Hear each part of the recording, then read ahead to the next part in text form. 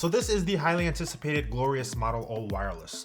I've been using it daily for the past few weeks, and it's time to give you guys my honest review. Whether you're in the market for a new gaming mouse or a new mouse in general, we can't hide the fact that Glorious absolutely took over the market with this specific design here in the past year, coming in at that $50 price target. And since most of the other competitors that are out in the market are either double the price or a bit heavier, it makes sense that a company like Glorious would come along and take advantage of such an opportunity. You have the Razer Viper Ultimate coming in at almost double the price, then you have Corsair, which apparently can't make a lightweight gaming mouse to save their bottom line, and then you have SteelSeries and Logitech, which again are a bit pricier and somewhat heavier. Coming in at 70 grams thanks to its honeycomb shell, it's easy to see why this version may be a popular choice among consumers.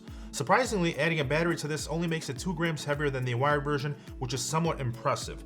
In the box you have the Model O with a USB Type-C cable, thank you, a USB receiver, USB extender, some user guides, and some stickers. Now the wireless receiver obviously gives you that free-feeling workflow, and the dongle itself can be used for a few different scenarios and partner with the extender for that extra length when necessary.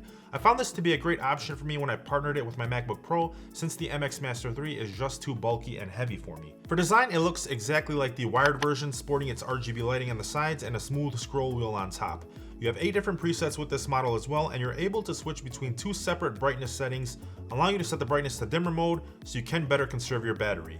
You have a total of 6 buttons to match the number of programmable inputs, along with 2 buttons on the side. You don't have a button for profile switching, and you don't have gesture control.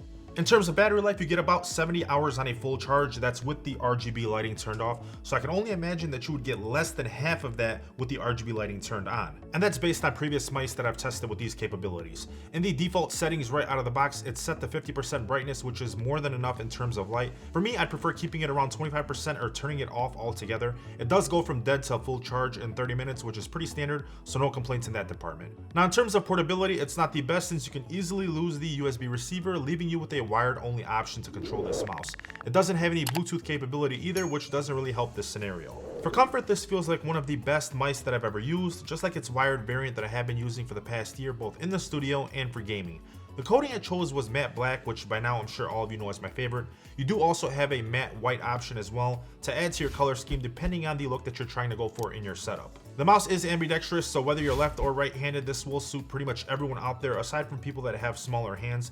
I will say though, there aren't any grips, and the side buttons do favor those that are primarily right-handed since they are on the left side. I did notice that the cable that you get with this version is slightly better than my wired version that I bought last year. It seemed to kink a lot less, and the cable length comes in at almost 7 feet, which is a plus for everyone trying to use this as a wired version for a backup. Some people did ask me if you can use this while it's charging. Yes, obviously. It's funny that I even have to be transparent about something like that, but it is 2021 and nothing surprises me anymore. You can use this mouse while it's plugged in. The feet do provide a nice smooth gliding experience on any surface. Like the wired version, they are somewhat sharp on the edges, so if your surface is prone to scratches, I would think about getting a pad or some replacement feet just to be safe. To go with the feet, you have your power button and your DPI indicator on the bottom, along with their BAMF sensor, which goes up to 19,000 DPI. You still get 1000 Hz for your polling rate, and you're not sacrificing any tech while still conserving power, which is always a plus. In terms of its build quality, it feels very strong. It doesn't seem to flex too much when you're raging and squeezing it. The circuit board itself seems to be covered fairly well, just like the wired version, so I don't see too much dust getting in there and giving you issues like you do witness with other gaming mice that sport this similar design out in the market. Next up, let me go ahead and give you guys a click test so you can see how loud it is. It's actually fairly quiet, and that's coming from someone who easily gets irritated by mouse clicks. Just like the wired version, it's great. As for software, you have the Glorious Core that lets you customize your settings and RGB lighting with its onboard memory, so if you plan on moving and using this with another PC, it will easily carry all of those settings over for you. It's fully compatible on Windows and partially compatible on Mac.